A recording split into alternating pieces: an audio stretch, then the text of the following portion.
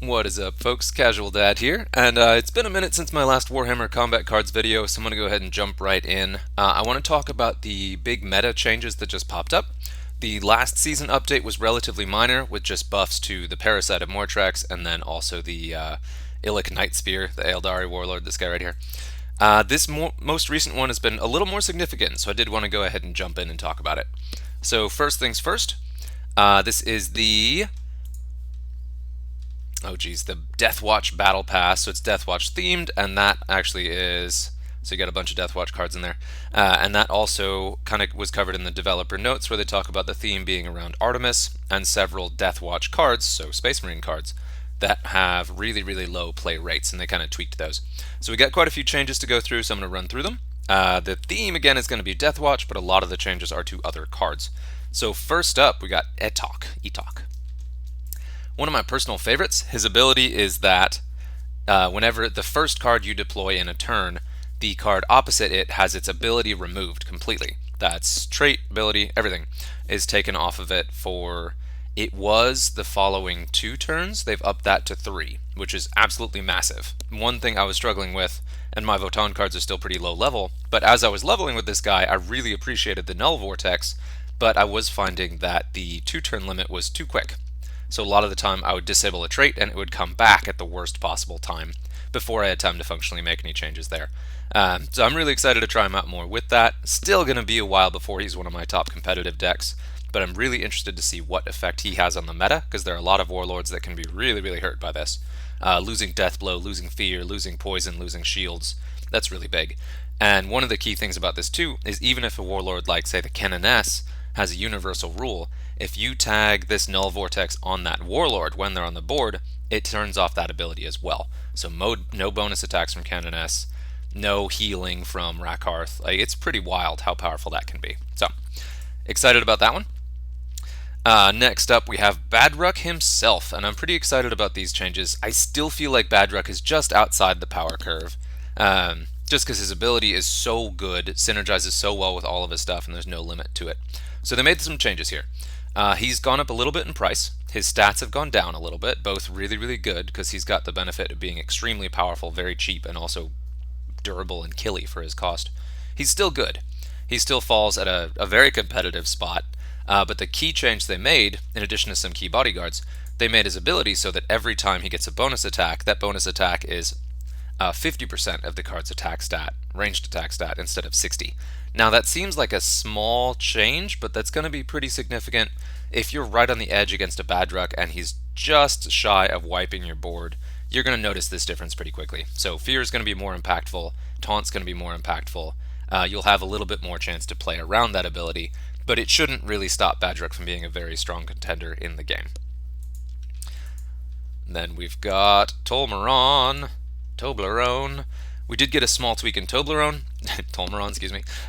His ability is every time a friendly card deploys, every other friendly card that's on the board gets a flat % buff to its range damage. And it was 25% per drop, it is now 20% drop. I believe he also, well, let me check, rewind on Badrukk. So Badrukk, well, it looks like he just got a price increase actually, his stats didn't change. Tolmeron, there was that 5% debuff to his ability, and then, well, let me check this.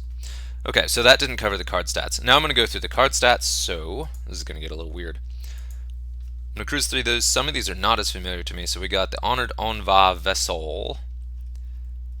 Is this guy? Yeah, this guy got a buff plus 12 to his base melee attack, which is pretty significant. The Crew Tracker. There's the Crew Hound. Where's the Crew Tracker? Blah, blah, blah, blah. Sorry, guys. Crew Tracker. This guy got minus 2 points, so he's definitely more competitive cost-wise. You just don't see people running the Crew. I think that they do have legs, especially if you just fill an Onva deck with Crew. They tend to have both ranged and melee attacks. They could be really good, and they're very cheap for a pretty dense deck that's hard to break through, especially with all the taunt and such going on in there. Cool. Then we also have, that Crew Tracker, his trait was also changed. So he used to have Outflank, and now he has, his Ready was changed. So it used to be a melee buff when he readied, now he's got a melee debuff, which makes more sense because Tau aren't really a melee faction, and a lot of the times you would want to debuff the enemy rather than buff yourself. So that adds a nice bit of utility to him. Okay, so his trait did change as well, sorry. So it changed from outflank to ready. So he will ready to debuff your opponent, but also when he deploys, he will buff your own melee attack, which is nice. It's a decent piece to put in there. Again, that Envad deck could really have some legs there. And then the Kroot Hound did change. This guy. His first level upgrade used to be health. Instead, it's gone up to melee, so he hits a little bit harder. And his base attack went up by 8. So he's going to hit significantly harder than he did. And at 4 points, he's still with steals. So this is definitely something worth considering throwing in to fill up a deck. And it looks like a lot of these changes are to kind of give you a chance to make an actual melee Tau, which I may play around with at some point this season. Just because Envad can be very powerful, and a couple of these higher level cards hit pretty dang hard. This guy could actually be a pretty solid cornerstone to a melee deck once you get him leveled up. Last one was actually, I believe that was Anshi. Yeah, okay, so he's the last change. He got plus 10 base melee and plus 23 wounds, so he's going to hit significantly harder and take a much harder hit. With that Inspire and Shields, he can be a real nasty piece on the board, and comes in at a really decent price point of 24 for what he offers. Still kind of weird. I'm not expecting melee Tau to really make a splash in the meta, but I'd be curious to see it and try it. Next up, we have a short change to Servants. Cody as himself. Oh yes. Our Psychic Bomb, who is in just about every single deck you would find. Ooh, nice, I got a level. He has gone down 4 to his base psychic damage and down 15 wounds. So he's a little squishier, hits a little bit less hard. Not enough to really take him out of consideration, but to dial things back a little bit. Since he sees a ton of play in your Greyfax decks that gives that % boost to all stats, a small flat number debuff is actually more significant in the cases where he's been probably the most oppressive. So that's good. Next up, we have Space Marines, and there are quite a few changes here. Space Marines. We already talked about Tolmeron.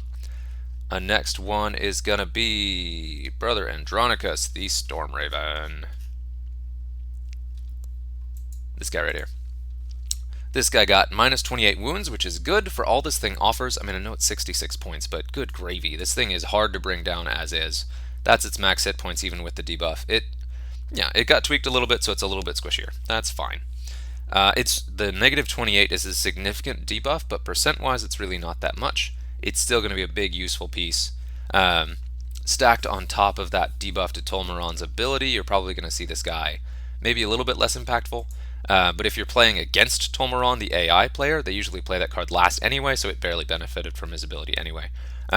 Also didn't get a debuff to its own flat range stat, so you're not going to feel that as much. Next up is kind of a fun one. This was a weird case. Where are you, buddy? It is in 20. This guy. This is a card that I never considered, and they nailed this in the developer notes. There was no reason to take this guy whatsoever. He was just weak. So you got a complete overhaul, and they specifically called this out as he was one of the first cards that ever came out, and just no one ever played him, ever, because he didn't have the stats to reflect the kind of current power level of the game. So he got plus 8 points. Wow. Plus 25 melee, which is a huge buff, and then plus 30 wounds. Again, that's all base, and then will be leveled up higher based on his existing level. So now at 20 points, he offers a pretty decent utility piece. Got that melee ready, does have a ranged attack, and has a pretty significant melee, especially with that melee, both the melee ready and then the ready on drop. Scout. He's pretty good, and the theme is that they're looking to emphasize Deathwatch, so you could do a Deathwatch deck. And so since he is Deathwatch, that's, if you want to be thematic, that's a cool piece to put in there, especially with your Artemis decks. They also changed some of his stat upgrades. Instead of a bonus to ranged, he got an additional bonus to health, and then as an additional, there was so he lost 2 level upgrades to range, so his ranged attack did go down overall, and gained 1 level up to wounds to make him tougher, and 1 level up to melee. So at 9th level he gained 9th level stat. Okay, 9th stat bonus. I guess that's this guy. Yeah, he gained the bonus to melee. So a couple changes there. An interesting piece to consider now where he was just not ever worth looking at. So that's pretty cool. I'm excited to see that one. So they say this here. Case where a card was made very early on in the game's lifetime, significantly out of date, especially when compared to equivalent units in the same faction.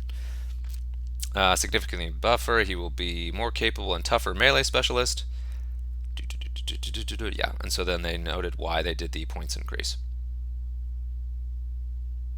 Yeah, and then that's why they tweaked the levels too. So he was better at ranged, and so he would have been a little bit over the power curve if he'd kept his same ranged bonuses in addition to the other bonuses he got. So there was that. This is a fun one. This guy got tweaked. So this guy used to have shields. He was one of the more obnoxious things you could run into an Artemis or Acheran deck, to just be a wall of shields. So he lost shields and gained Furious Charge. At his points cost with his melee attack, he fits in kind of a, and with that hit points, good gravy.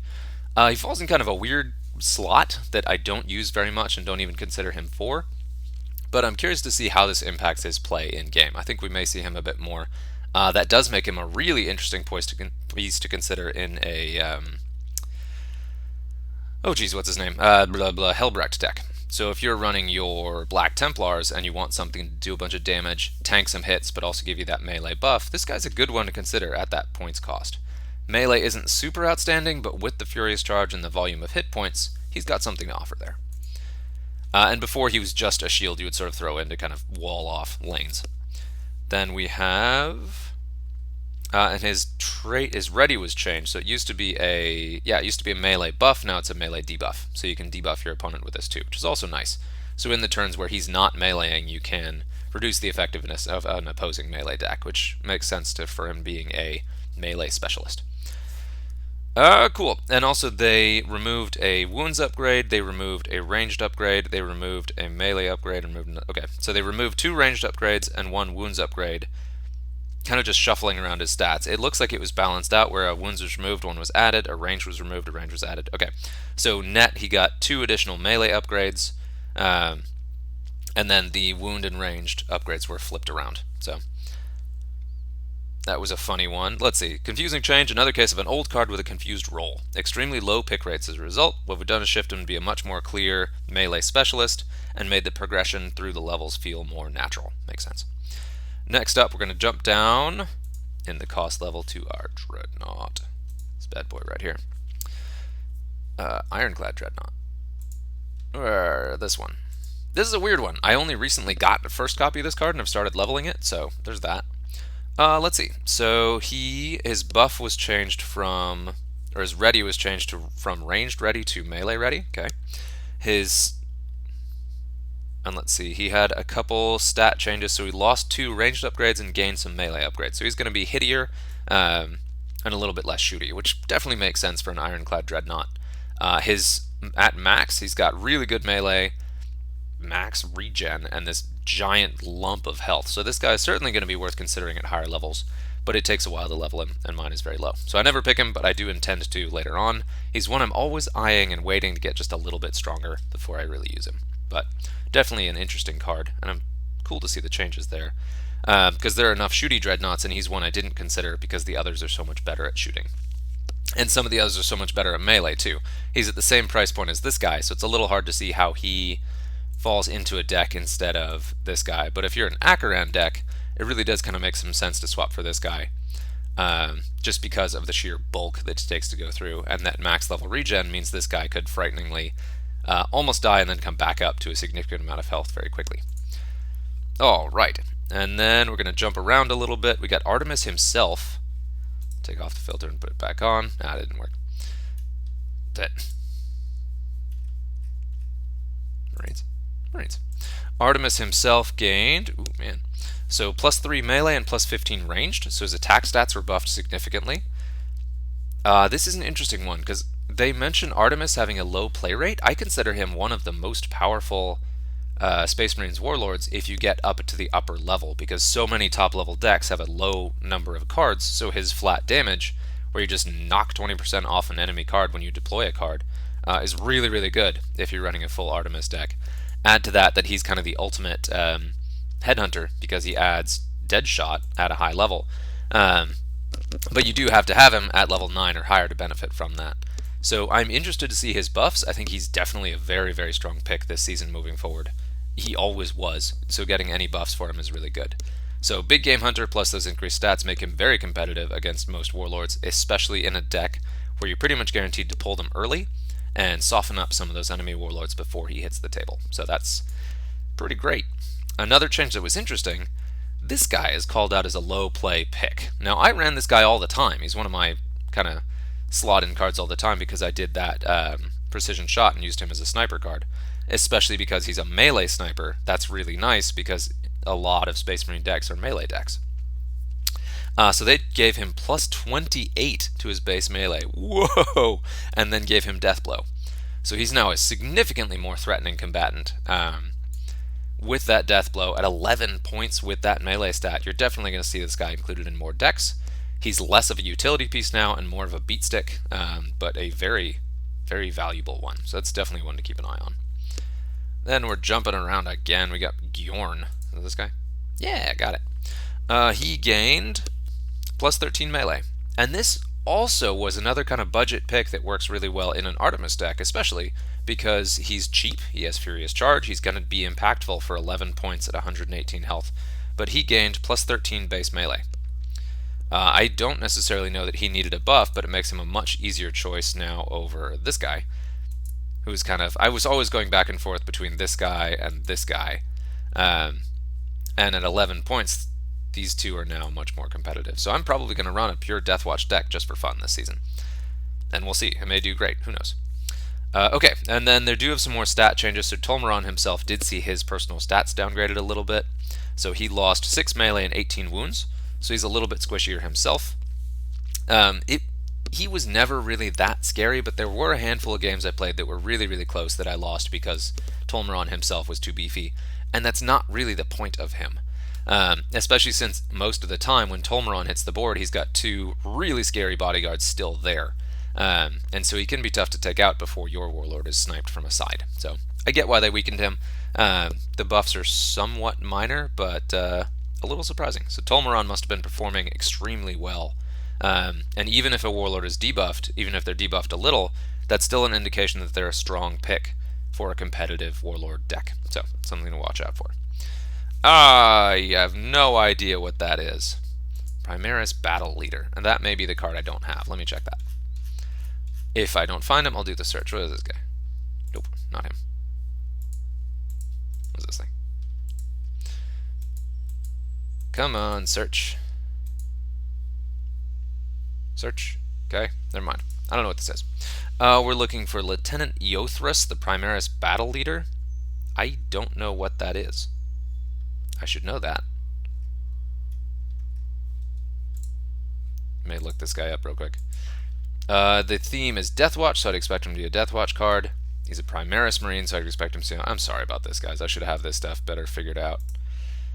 No, Remus, these guys are somewhat familiar. I know these names. Who is this guy?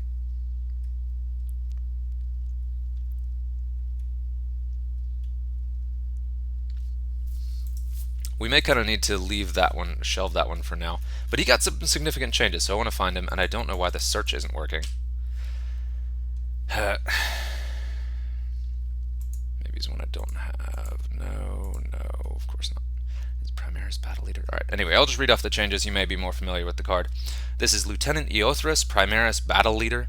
Got -3 points, +7 melee, -6 ranged, and -20 wounds. That is a really weird rework, where things got...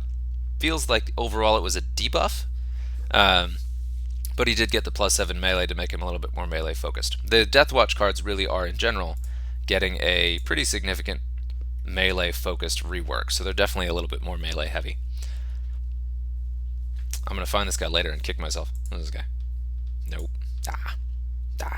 And I'm not terribly familiar with Primaris either. Nope. Well, okay, moving on. He also got his ranged buff. He had ranged ready, and that's been changed to melee buff ready. He had Furious Charge, now he's got Inspiring Presence. Oh, it's this guy. I know who that is. And I noticed this the other day, that he's got his trait. This guy. Jeez, excuse me, I'm sorry. Lieutenant Eothrus, Primaris Battle Leader. So his trait was changed to Inspire, which is weird. He's now the only melee-focused Inspire at this price point until you get all the way down to Calgar. So that's cool. I was pretty excited to see that change for this guy. And so he did, again, his buff used to be a ranged ready, now it's a melee ready, so making him very melee focused. And again, he did get a little bit weakened, probably to go with Inspire. Inspire cards aren't supposed to be too overwhelming because they have Inspire, so those stats get a flat bonus.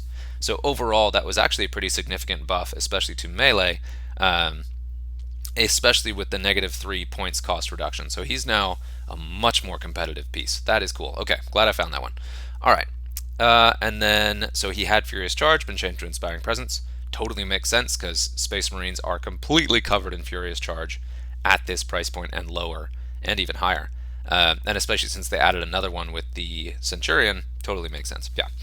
Also lost 2 range stat upgrades and gained a melee and a wounds upgrade, so he's more focused on that melee. So, okay.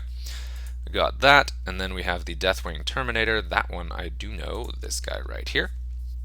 Whoa! Got plus 30 wounds, so you're going to notice him being significantly more durable than he was in the past.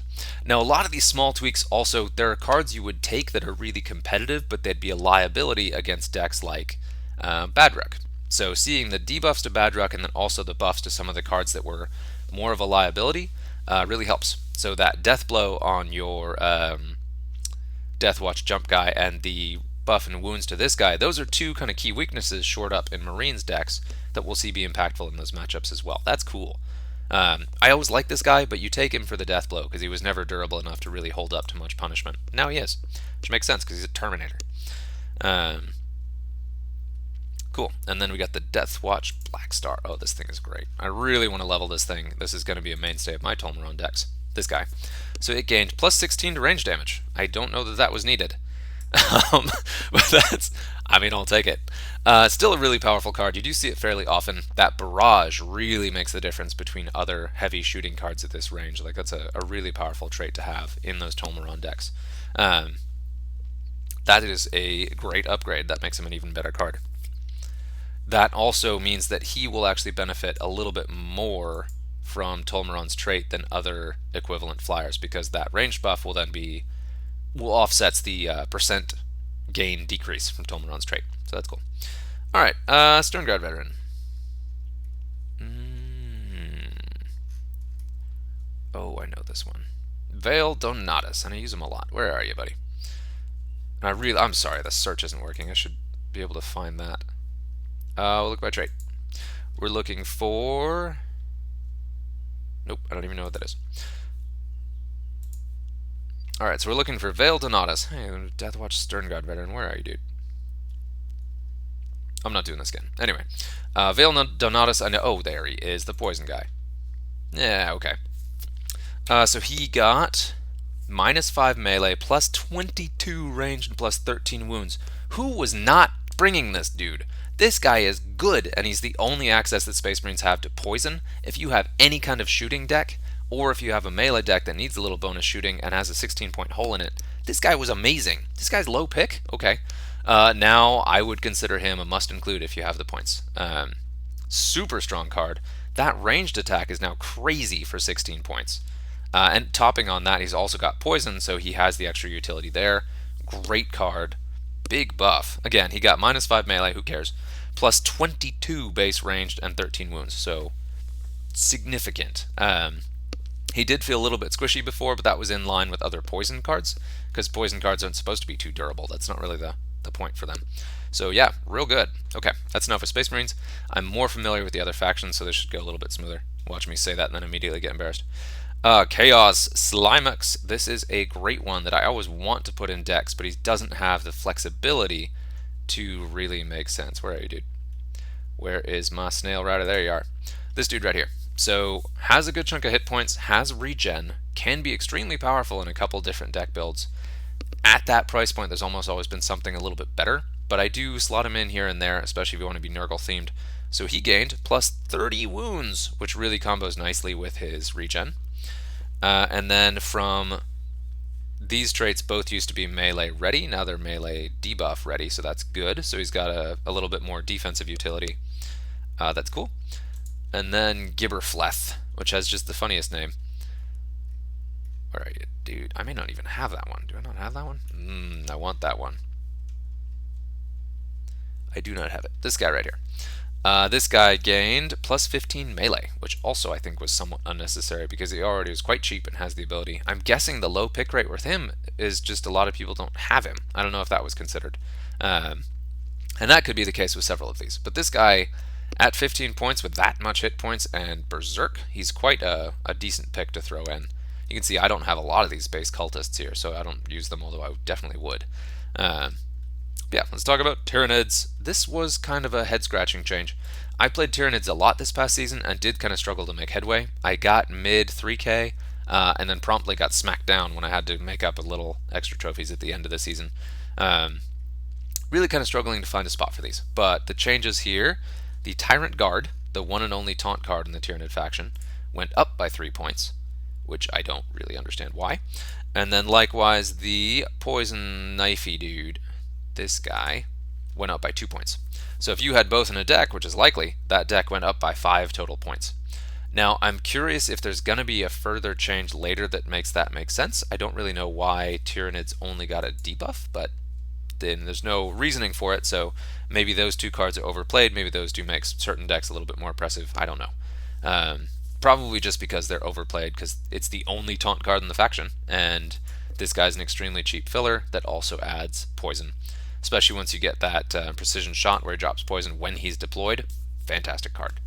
Little harder of a pick at 13 points, especially with that minuscule hit point pool. What does he top out at 100? Yeah.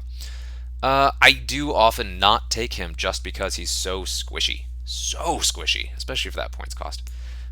Even though his damage utility is really high, it's just you don't pay 13 points for a card that's going to die immediately. Which is actually a struggle with a lot of the Tyranid cards. I find that most of them struggle with durability. Tyranid decks, Tyranid cards. It's a problem. Anyway, we'll go on. So that was all the changes for Tyranids. Go to Necrons. Necrons. Ooh, man, this is a wild change. So this thing, it's already terrifying, gained plus 65 wounds. I know it wasn't dominating the meta, but if you see a Manifest Nightmare deck with this guy and the other Barrage Boat, this thing is incredibly hard to chew through and does crazy amounts of damage, especially if it's not against another ranged deck. Mine are low level, but yeah, so that's a buff there. And then the Engine of this one is nuts. Nobody plays this thing. The Engine of Murder is an extremely old card. It's got really great stats and all, whatever. Nobody runs it because it's just not worth it. This thing got a massive minus 13 points, which makes it definitely more worth considering, because with that volume of hit points and that fear, especially if you throw it in a Manifest Nightmare deck in case of Psychers, this is definitely a more tempting pick. I still don't see it most of the time out competing some of the others, because Necrons are such a shooting heavy deck. But you know, I'm definitely going to give it another look, especially if you have this thing at max fear. It is a significantly more valuable pick, so definitely something to consider. Orcs. So we already talked about the changes to Badrukk. I believe he also got stat changes, but we'll see here in a minute. The Mecha Dread, Goldaka. This is the big guy here. Goldaka. This got minus 6 points. Ooh, lovely. And plus 11 melee. So higher base melee, points reduction. This thing barely ever sees play, and it should. I really like putting this guy in my, what is he, the squid guy? This guy decks. So he's durable enough to keep this guy from dropping on the board, and mine's low level, so I don't want him on the board, and has the high base stats to benefit a lot from this guy's trait, which just gives a flat % boost if your cheaper cards die. So I really like Goldaka. That's cool to see him get a buff. Ghazgull Thraka. This is a head scratcher. This dude lost Inspire and gained Fear. So I really like this change. I like Gaz a lot. He's really powerful. That Inspire seemed like an odd choice. I'm really still sort of going back and forth on whether this is a buff or a debuff. It's a significant defense buff. Having max fear on this giant health pool is really good. His base melee already was extremely good. His trait builds up melee over the game, so it's... I don't know. Personally, I'm inclined to consider this a buff, because he does not struggle at dealing damage. He does struggle at going toe-to-toe with some of the punchier warlords. So fear will give him the defensive bonus that will make him significantly tougher to remove and a much scarier combatant. So I think that was a buff. It doesn't benefit his bodyguards as much, but the point of a Gaz deck is Gaz, so that makes sense. much like the Swarmlord, and I like that that's different because so many Warlords had Inspire when they gained those secondary traits, and so few got Fear. This is cool. He's also scary, so it makes sense. And Badrukk, yes, okay. So Badrukk himself did get a debuff. His stats are unchanged, but he got a +7 points. So that's pretty significant. So the limited reduction to his stats are not changed. His ability is nerfed a little bit, but not significantly. His points cost, though, that is definitely meaningful. Yeah, so you're going to see Badrukk probably perform much worse this season, which, gonna be blunt again for my personal bias, thank freaking goodness. That guy is incredibly obnoxious to play against, and really, really a frustrating play experience. But yeah, I know if you main Badrukk, I get it. I know you'll be upset. I know he doesn't perform in the top 10 Warlords, but that's only if your trophies are over 4,000. Overall in the game, he was an extremely frustrating piece that really drives a lot of players away. I've quit the game multiple times because of Badrukk and the walls that you hit where you can't get through it. So I am pleased to see him get a little bit knocked down. On that note, this thing, which is the two things that really make him the worst, are the bodyguards, especially being this guy, because that barrage triggers your bonus attacks, and this guy, because his max range damage is completely insane, and his hit points for his cost were also crazy insane. So he has gotten +4 points, so he's now is more kind of in line with his cost, especially how well he combos with both Snickrot and Badrukk, and his hit points were reduced by 38. So now you can actually have a chance of removing this thing in a reasonable fashion before the end of a game. So I think those are really, really positive changes. Orcs are still extremely competitive, really powerful, still have some of the best warlords in the game. I don't see that knocking them out, but it is nice to kind of knock them in line and encourage players to take some of the other warlords more. Because Badruck's play rate is just bonkers high because he's so easy to play. Which I get it, totally fine if you want to do that, but I think that it was unhealthy for the game, so that's good. Eldar. I love these changes, this is going to be fun. The Wraith Lord, ooh, this is a great starting one. Boop. Got +13 base melee. Woof. And also they tweaked some of the level upgrades here. He gained, lost, they shuffled it around. So net, he curated one level upgrade from range to melee. And so yeah, so net gained one additional melee level. So you're going to see this guy punching a lot harder in melee, which makes sense because he makes the most sense in a avatar deck. If you're going to slot this guy in, he kind of fits best with the avatar or a Rakarth deck, which tend to focus on melee. So I think those changes are good. I may actually take this guy now. As a ranged platform, he didn't make much sense, especially since they've now added the heavy Wraith Lord that's focused on shooting. So it kind of makes sense to rebalance those so they're both good, but the one is more focused on shooting versus the one is on melee. So that makes sense. And then the Warwalker. Ooh, okay, this also is a good change. This is another card that everybody takes everywhere for the points cost, the hit points, and the combination of really high range damage. So he got +2 points, and then -10 range damage. He was just too good of a pick. Everybody took him in just about every single ranged deck. He was just kind of a go-to piece. Still really powerful. He didn't really lose anything fundamentally. It just kind of balances it out, so some other cards are a more appealing pick with him in there. So, good change. Next up, we have the Shining Spear. This guy no one ever takes, which is a bummer because it's a really cool concept. This guy. This guy lost. Ooh, interesting. Okay, he lost Big Game Hunter and gained Scout instead. Changed from the melee debuff. Oh, he had a range debuff, and now he's got a melee buff.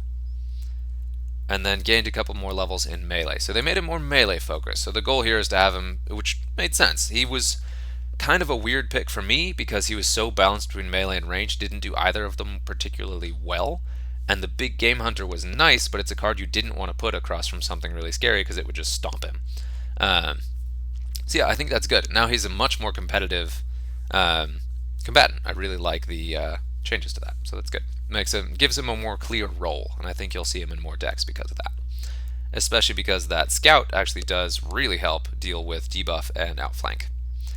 Next up we have Votann. Votann, we already talked about the trait change to Etok. Eva. And this is funny. I've always felt like the Votann cards have really strong stats, they just are very difficult to level because they're so rare at this point. This one right here got +5 melee and +13 wounds. I mean, I think the big reason she's not getting taken much is because Votann really skews towards ranged decks. So that encourages players to do a little bit more of a melee focus. She's a real strong card already. Like that, those stats for 16 points, real good. And then the Brokir Thunderkin. Oh goodness, which one is that? No, I should know this. Who's the Thunderkin? Thunderkin. It's probably the one I don't have. Oop. Yeah, Kron. Yeah, so there are a couple cards I'm missing. This guy gained +33 wounds. Wow. So significant base buff. Same thing I was just talking about with the Shining Spear. Cheaper big game hunter, you want to hit really, really, really hard on one or the other attack stat, or you want it to have decent hit points or both. This guy definitely got decent hit points. He needed that to make him stand up against the tougher cards to benefit from his big game hunter trait. Does that make sense?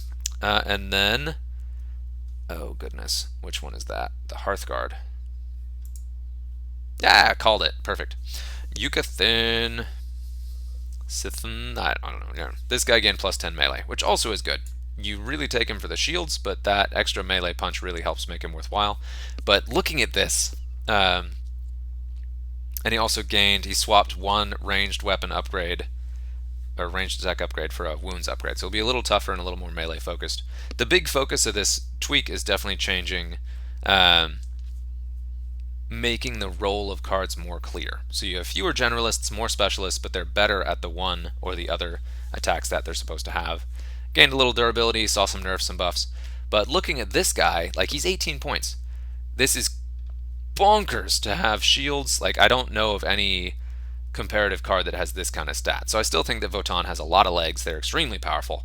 They don't have any warlords that provide buffs to their attack stats. You kind of get that from the judgment tokens from this guy, but it makes sense that their base stats would be better because none of their warlords give them any kind of buffs. So they can't ever benefit from something like any of the Eldari warlords that will beef your attack stats, can't benefit from Greyfax, don't get Tolmeron. So it makes sense that their base stats would be a little higher to compensate for that lack.